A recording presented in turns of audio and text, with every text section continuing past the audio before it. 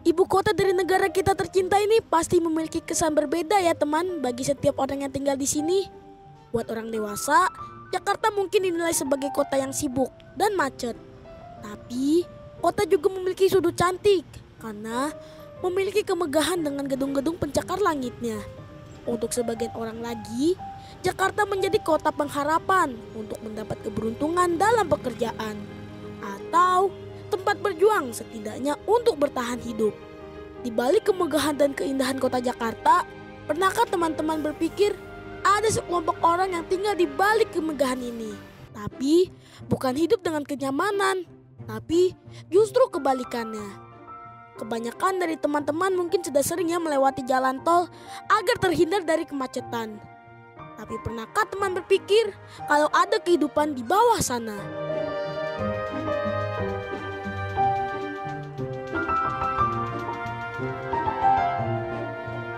Sebagian orang menyebutnya manusia kolong. Ya, karena mereka tinggal di kolong tol. Dan aku salah satunya. Meski aku tinggal di bawah kemegahan ini, aku dan teman-teman punya harapan. Kami memiliki semangat yang besar untuk menjadi anak yang pintar. Istilah ilmu ada di mana saja terbukti adanya loh teman. Di sini di kolong tol ada sekolah, tempat di mana harapan aku dan teman-teman tumbuh. Kata-kata mutiara tentang cahaya dan kegelapan bisa menjadi pengingat kalau hidup memiliki dua sisi yang berbeda. Tanpa cahaya, siang dan malam hanyalah hitam tanpa keindahan. Dengan cahaya itulah kita bisa melihat keindahan dari pagi sampai malam. Halo teman-teman, nama aku Apis, umur aku 6 tahun. Dan di antara gelap di bawah kolong jembatan, ada cahaya yang akan mengantarkan kami menemui harapan dan mimpi.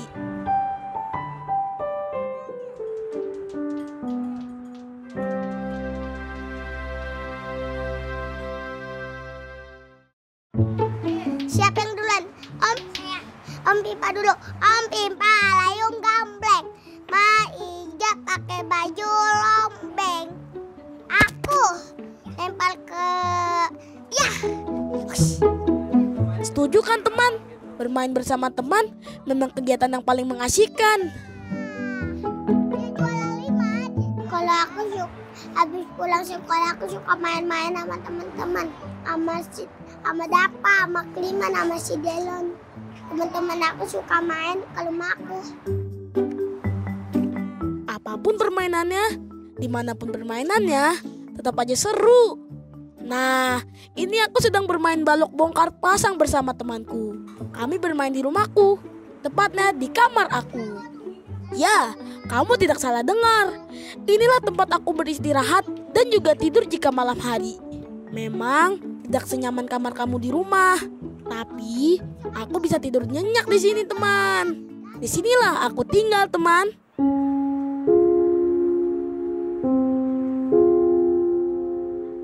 Di kolong jalan tol Angke yang ada di daerah Jakarta Barat. Aku sudah dari lahir di sini. Kenapa aku bisa tidur nyenyak di sini? Karena setiap aku tidur selalu ada uyutku yang selalu menjaga dan mendekapku.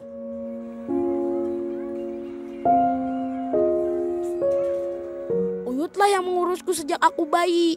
Untuk memenuhi semua kebutuhanku, Uyut menjual tenaganya sebagai tukang cuci pakaian, ditambah Uyut juga membuka warung kecil di rumah. Tetangga di sini kebanyakan juga bekerja seperti Uyut. Ada juga yang memulung ataupun mengamen. Kalau Uyutku sudah lama sekali tinggal di sini. Sempat juga dipindahkan ke rumah susun, tapi kembali lagi ke sini karena masalah biaya. Disuruh pindah ke Kapuk, rumah susun. 3 bulan gratis. Kesiniin bayar. Saya nggak bisa bayar, habis nggak ada uangnya buat bayar. Jangankan buat bayar ledeng, air, apa, listrik. Buat makan aja susah. Tinggal di lingkungan seperti ini tentu memberi pengaruh untuk aku dan teman-temanku. Tapi kami beruntung, ada orang baik yang membuat sekolah di tempat gelap dan sempit di kolong tol ini. Kami memanggilnya Bu Indah.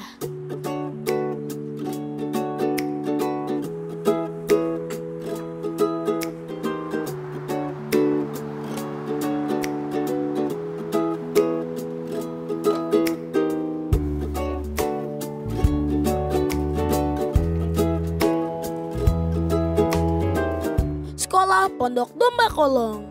Inilah sekolah yang Bu Indah buat untuk kami anak-anak kolong tol, termasuk aku yang belajar di sini.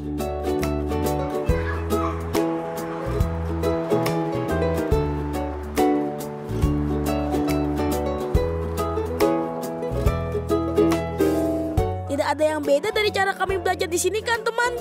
Ada guru, ada kami sebagai murid, buku, papan tulis, dan pasti suara ramai dari kami yang terkadang susah diatur. Tapi kalau teman-teman mau berkunjung ke sekolahku, yang pasti kamu harus hati-hati. Sering-seringlah menunduk dan perhatikan kepala kamu agar tidak terbentur. Karena berada tepat di kolong tol. Jadi kelas kami tidak setinggi bangunan pada umumnya. Hawa panas dan juga getaran dari setiap kendaraan yang lewat di atas kelas juga akan terasa jika ada dalam ruangan kelasku. Tapi itu semua tidak menghalangi semangat kami untuk terus belajar. Berangkat dari rasa prihatin karena banyaknya anak-anak yang berada di jalan mengamen pada jam sekolah, membuatnya bertanya-tanya. Setelah mencari tahu, jawabannya karena faktor ekonomi. Memang minimnya minat belajar anak-anak berada di jalan. Sejak itulah Bu Indah memutuskan untuk mendirikan tempat belajar demi mengembalikan hak anak-anak untuk belajar dan bermain. Berangkat dari pengalaman saya, orang yang tidak berada, tetapi saya juga bisa mengubah orang-orang lain karena saya juga mau mereka punya mimpi sama dengan saya. Saya punya mimpi, saya bisa kuliah sampai tinggi-tinggi dan berguna, dan mereka juga bisa berguna seperti saya.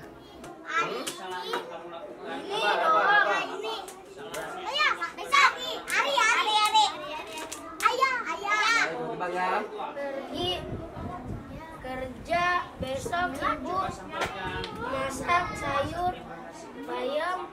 Sekolah Pondok Domba Kolong ini sudah lama sekali ada di sini teman. Awalnya belum menjadi bangunan seperti ini memang. Kata uyutku, tempat belajarnya dulu berpindah-pindah karena belum ada tempat yang agak aman. Supaya apa? Diberi kesehatan. Tadinya ngampar di tanah biasa pakai terpal doang. Gitu waktu anak-anak saya cucu saya tuh begitu. Nah sekarang tuh baru tuh buyut saya baru punya sekolah kayak gini. Lama itu udah lama banget.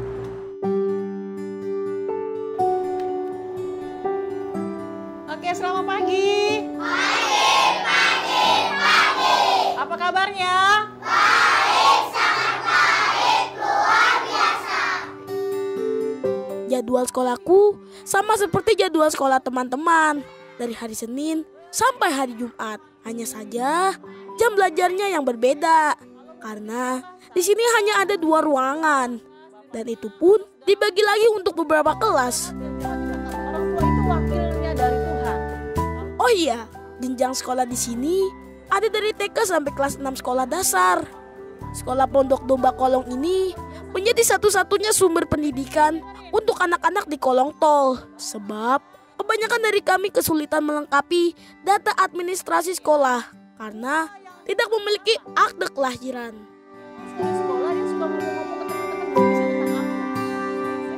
Jadi sempat saya merasakan bahwa walaupun apa yang saya rubah ini cuma sedetik dalam dunia ini, tetapi banyak orang-orang dan anak-anak yang diselamatkan untuk mereka menerima hak mereka sebagai anak, yaitu menerima pendidikan di sekolah. Kondisi ekonomi keluarga yang berkekurangan menjadi motivasi lebih bagi Bu Indah yang tidak mau memungut biaya atas semua kebaikan hatinya. Ya udah masuk sini Bu, katanya papa gratis ini, dia bilang masalah tas apa dapat dari sana gitu. Emang saya akuin dah sekolah ini banyak bantu gitu ya. Kadang-kadang ya apa yang dia butuh kadang suka bantu gitu. Oh iya, aku masih TK teman. Jadi kalau di sekolah aku baru belajar menulis, membaca, dan mewarnai. Tapi suka di sekolah di sana. Soalnya sekolahnya dekat rumah Apis. Kalau aku di sekolah Pak, sukanya gambar.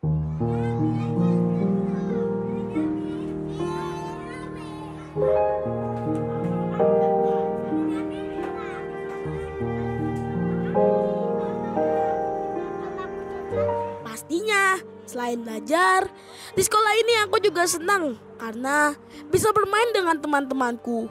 Meskipun aku memiliki kekurangan, tapi teman-temanku sangat baik. Mereka membantuku kalau aku sedang kesulitan. Apis itu adalah anak spesial di mata saya dan semuanya karena tidak ada kaki satu ya, tetapi gigi sekolah. Terus tanpa alas apapun dia bisa jalan. Saya merasa bahwa Apis adalah anak mungkin yang bisa jadi contoh buat teman-teman yang lain, semangatnya, terus bersih juga gitu ya, dan anak ini selalu membawa teman-temannya untuk ke sekolah maksudnya. Menyenangkan dan bersyukur sekali aku. Meski tinggal di lingkungan seperti ini, tapi aku dikelilingi orang baik. Dari sini aku belajar. Meskipun berada di kubangan air yang kotor, berusahalah tumbuh menjadi yang terbaik. Dan percaya juga banyak hal yang baik yang mengelilingi kita.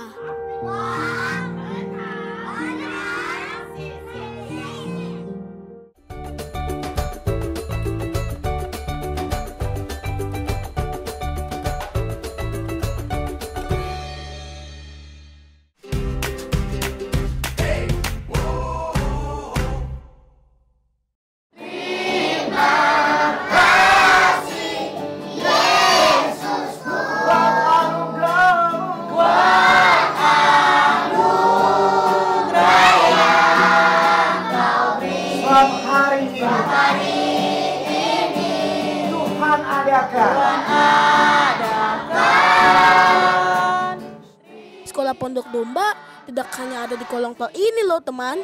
Bu Indah sudah membangun sekolah Pondok Domba di 7 tempat berbeda. Semua berawal dari kerendahan hati Bu Indah bersama temannya, Pak Anggi. Di tahun 1999, mereka memulai misi pendidikan ini di atas rel kereta api.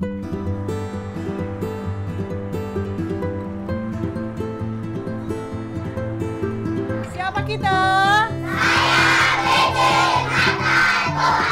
Pertama saya membuat kelompok kecil di tengah-tengah rel, alasnya koran, karpet yang saya beli dari orang-orang yang ngasih seberapa. Dan saya buat mereka kumpul dengan tanpa meja, pakai alas tulis seadanya, lalu mereka belajar 1 jam pulang. Tak lama kemudian hari kedua mereka datang lagi dengan banyak orang, lalu tambah lagi terpalnya. Nah seperti itu lanjut, akhirnya tambah banyak dan mereka merasa bahwa dunia anak-anak itu ya belajar. Ajarkan anak-anak kelas 1, 2, 3 SD itu bisa bikin soal sendiri. Coba buat kalimat yang satu kalimat ada 7 kata. Itu mereka pasti mikir otaknya. Dari hal kecil yang kini tumbuh menjadi besar. Ketujuh sekolah Pondok Domba berada di Tanjung Priuk, Lumpang, Kapuk, Kampung Bayam, Luwit, Pademangan, dan sekolahku ini. Karena sudah banyak sekolah, akhirnya Bu Indah juga dibantu oleh kakak-kakak sukarelawan yang menjadi guru di sekolah. Ya, guru-guru di sekolah domba tidak memiliki gaji tetap teman. Dengan kebesaran hati, mereka mau dengan ikhlas bekerja keras untuk memungkinkan sebanyak-banyaknya anak-anak bisa bersekolah. Suami saya adalah dosen mahasiswa untuk guru-guru yang teologi. Jadi awalnya mereka hanya praktek saja di sekolah kami, menumpang praktek selama setahun, tapi lama-lama mereka jadi jatuh cinta sekolah ini. Nah, jadi guru-guru itu dapat karena mereka datang sendiri, mereka memberikan hatinya untuk membantu saya, walaupun gajinya tidak hanya butuh transport lah katakan seperti itu, tapi ya karena Tuhan mengizinkan sekolah ini berdiri, Tuhan juga mendatangkan guru-guru yang Tuhan pilih.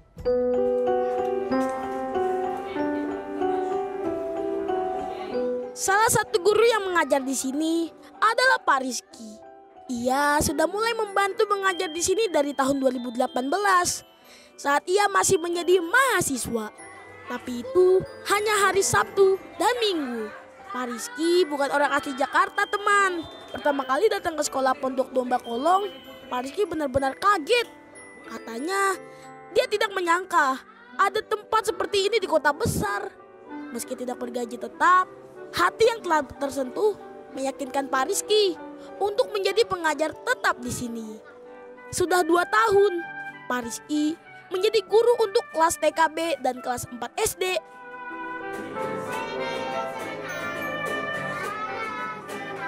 Jadi kalau misalnya hanya sekedar pekerjaan, tentu akan mudah untuk meninggalkan gitu.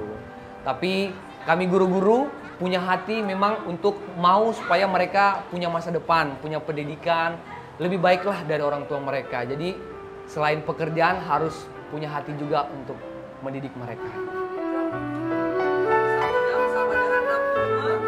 Keikhlasan Pak Rizky untuk membantu kami juga dilandasi pengalaman Pak Rizky ketika dibantu oleh orang baik.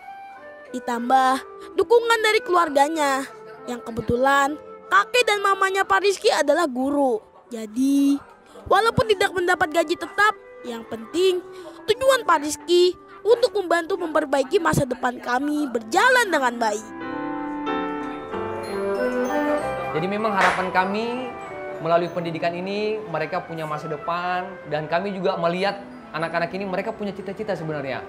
Tapi harus ada dukungan, harus ada dorongan, dan salah satunya harus ada pendidikan. Dengan adanya sekolah Pondok Domba di Kolong, aku sangat senang dan bersyukur sekali. Tidak hanya ilmu, tapi juga banyak kebaikan yang kuterima. Aku ingat sekali, waktu pertama kali aku penasaran dengan sekolah ini. Diam-diam, aku mengintip kegiatan apa sih yang ada di bangunan ini. Waktu itu, aku masih kecil sekali. Jadi, belum bisa masuk sekolah. Sekitar 4,5 tahun kita terima. Jadi bukan kami yang mau Apis, tapi Apis sering mengintip-ngintip di depan kelas. Nah, saya kira ini adalah keinginan yang tinggi untuk anak sekolah. Saya bukalah Apis untuk masuk sekitar waktu itu umur 4,5 tahun. Berawal sekolah Kolong ini, semoga aku dan teman-teman bisa melangkah lebih jauh lagi untuk mendapat kehidupan yang lebih baik. Berawal dari sini juga, akan kuteruskan semangat belajarku agar bisa membawa cita-citaku menjadi nyata. Aku mau belajar biar pintar. Cita-cita aku mau jadi polisi biar bantu orang.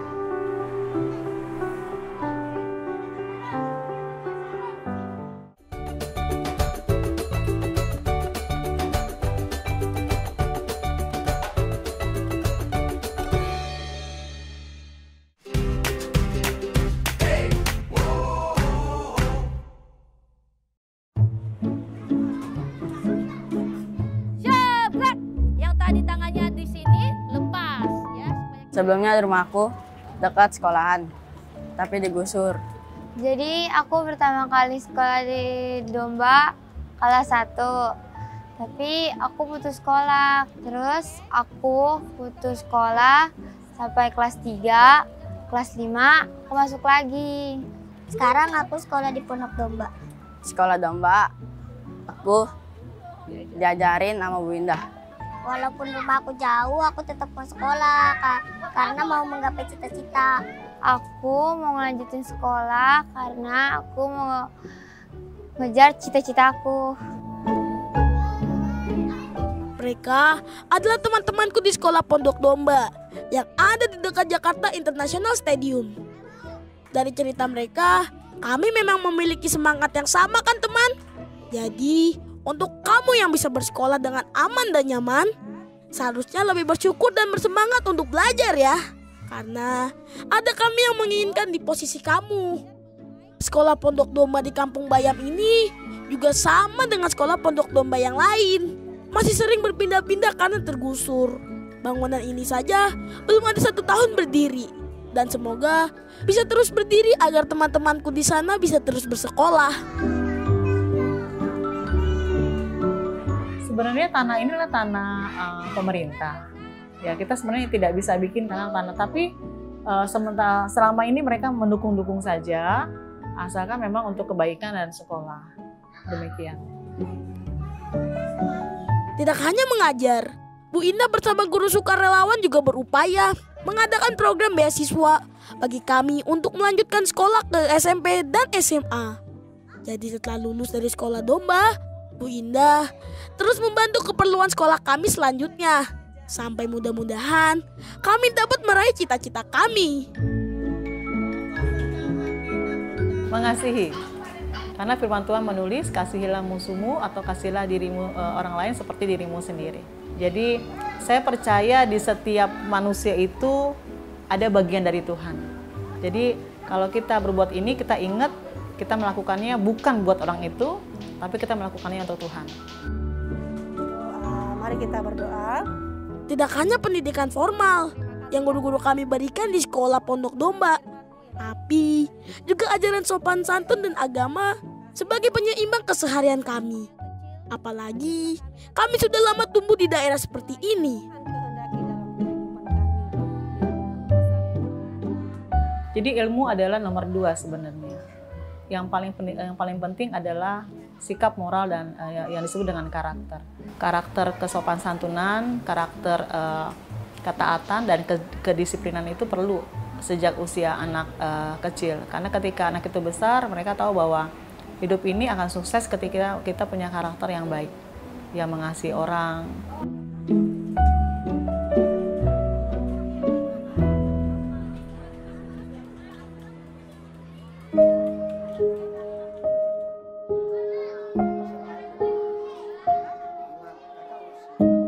Bu Indah selalu mengingatkan kami kalau belajar dan bermain adalah hak kami sebagai anak Indonesia. Tidak bosan aku mau bilang kalau aku dan teman-teman sangat senang dan bersyukur sekali. Bu Indah dan guru-guru sekolah Pondok Domba sudah hadir seperti membawa cahaya di gelapnya pandanganku. Kita boleh takut saat melewati kegelapan, tapi kalau kita tidak melewatinya, kita tidak akan pernah sampai pada cahaya yang kita inginkan, teman. Ilmu yang diberikan guru seperti cahaya yang akan menerangi kita dalam perjalanan menggapai cita-cita.